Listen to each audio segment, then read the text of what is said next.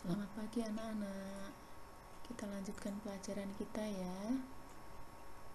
Kita masih di tema 7, indahnya keberagaman di negeriku, dengan subtema 2, indahnya keberagaman budaya negeriku.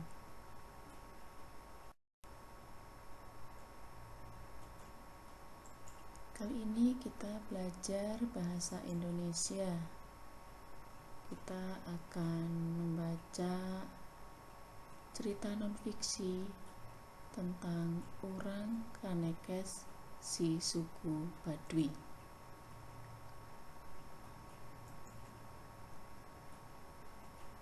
Ini gambaran suku Baduy.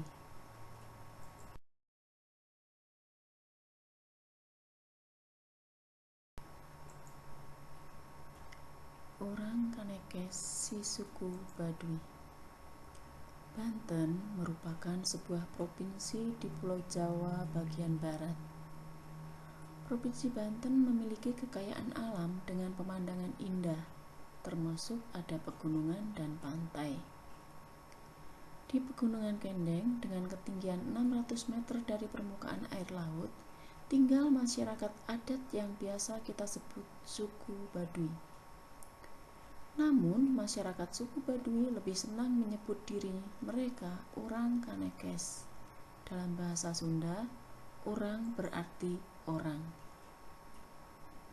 Masyarakat Kanekes dibagi menjadi dua kelompok, yaitu Tangtu dan Panamping.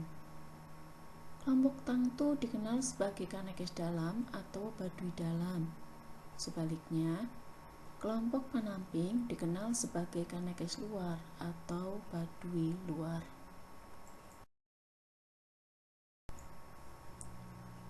Kelompok Kanekes Dalam atau Baduy Dalam tinggal di 3 desa, yaitu Cikertawana, Cikesik, dan Cibeo. Masyarakat Kanekes Dalam masih sangat teguh dalam memegang tradisi. Mereka tidak menggunakan alat-alat elektronik, tidak menggunakan alas kaki, tidak menggunakan kendaraan sebagai alat transportasi, serta mengenakan pakaian adat yang ditenun dan dijahit sendiri. Mereka menganut kepercayaan tradisional Sunda Wiwitan dan dipimpin oleh seorang puun. Puun juga berkedudukan sebagai pemimpin masyarakat Kanekes. Kelompok Panamping sedikit berbeda dengan masyarakat Kanekes Dalam. Masyarakat Kanekes Luar atau Baduy Luar telah mengenal teknologi dan alat elektronik. Mereka juga mengenakan pakaian modern.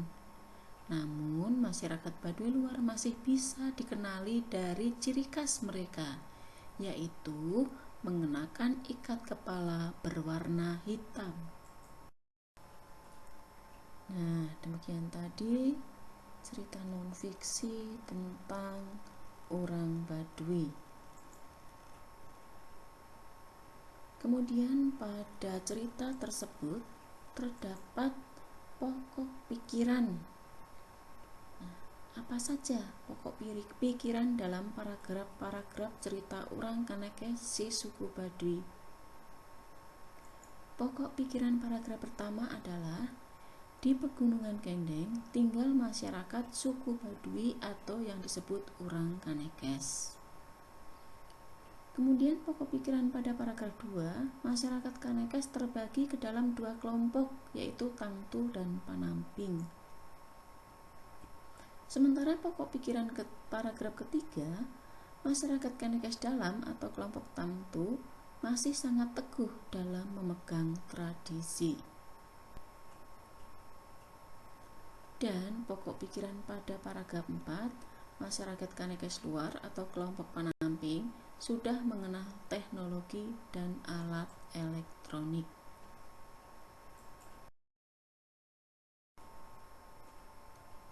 Selain membahas tentang pokok pikiran, sekarang apakah kesamaan cara hidup suku bangsa Baduy dengan suku bangsamu? Jika ada, dalam hal apa? Itu pertanyaan pertama. Kemudian pertanyaan yang kedua, jika berbeda, apa perbedaannya? Mari kita bahas pertanyaan yang atas dulu. Kesamaan hidup suku bangsa Baduy dengan suku bangsaku yaitu suku bangsa Baduy luar dan suku bangsaku sama-sama sudah mengenal teknologi dan alat elektronik. Mereka juga menggunakan pakaian modern. Sedangkan perbedaannya terdapat pada suku bangsa Baduy dalam. Mereka masih sangat teguh dalam memegang tradisi. Mereka tidak menggunakan alat-alat elektronik, tidak menggunakan alas kaki, tidak menggunakan kendaraan sebagai alat transportasi, serta mengenakan pakaian adat yang ditenun dan dijahit sendiri.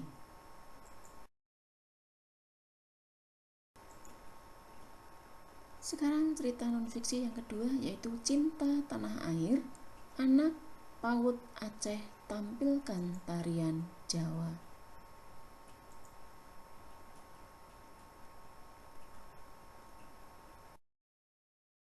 Ibu akan membacakan artikelnya.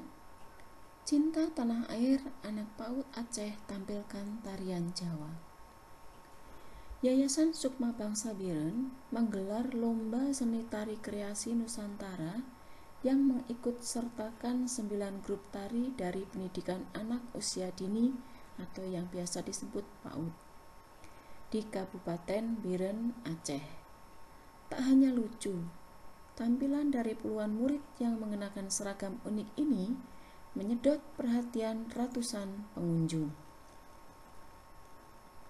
Kendati mayoritas peserta mengusung tari daerah Aceh seperti Ranup, Lampuan, Bungang Jempol, Tarik Pukat, dan lain sebagainya, beberapa peserta dari PAUD lain unjuk kebolehan seni tari dari belahan provinsi lain di Indonesia. Salah satu di antaranya yakni PAUD Tun Sri Lanang yang menyuguhkan tampilan tari Jublak-Jublak Suweng dari Pulau Jawa. Tak hanya memukau penonton, tampilan aksi ketujuh bocah laki-laki ini kian menggemaskan penonton dengan gaya kocak dalam balutan kesederhanaan pakaian yang mereka kenakan.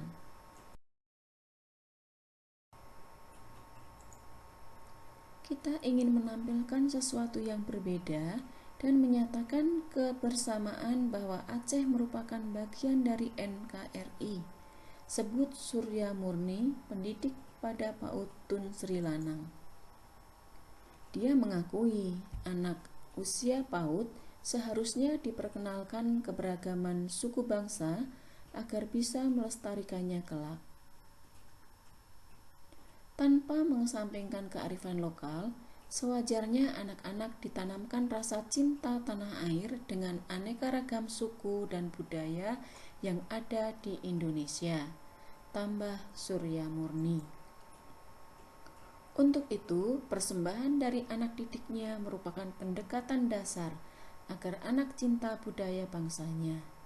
Diharapkan ke depan banyak pihak yang menyelenggarakan kompetisi semacam ini agar mendukung upaya mewarisi budaya-budaya Nusantara sekaligus ajang kreativitas anak usia dini agar tampil percaya diri di hadapan banyak orang.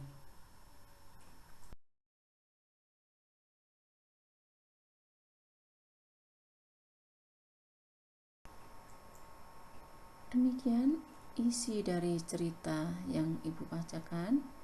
Nah, dari cerita non-fiksi tersebut, gagasan utama tiap paragrafnya adalah sebagai berikut. Paragraf pertama, penampilan murid di acara lomba seni tari kreasi Nusantara menarik perhatian. Untuk gagasan utama pada paragraf kedua, kebanyakan tarian yang dibawakan berasal dari Aceh. Lalu, gagasan utama pada paragraf ketiga, PAUD Tun Sri Lanang membawakan tarian Jublak-Jublak Suweng yang menggemaskan. Lalu, gagasan utama pada paragraf keempat, tarian dibawakan untuk menyampaikan bahwa Aceh merupakan bagian dari NKRI. Paragraf kelima, anak-anak harus diajarkan aneka suku dan budaya di Indonesia. Sementara isi dari gagasan utama paragraf ke-6, persembahan tarian jadi cara mengajarkan cinta budaya Indonesia. Demikian pembelajaran kita pada hari ini. Selamat pagi, terima kasih, selamat belajar.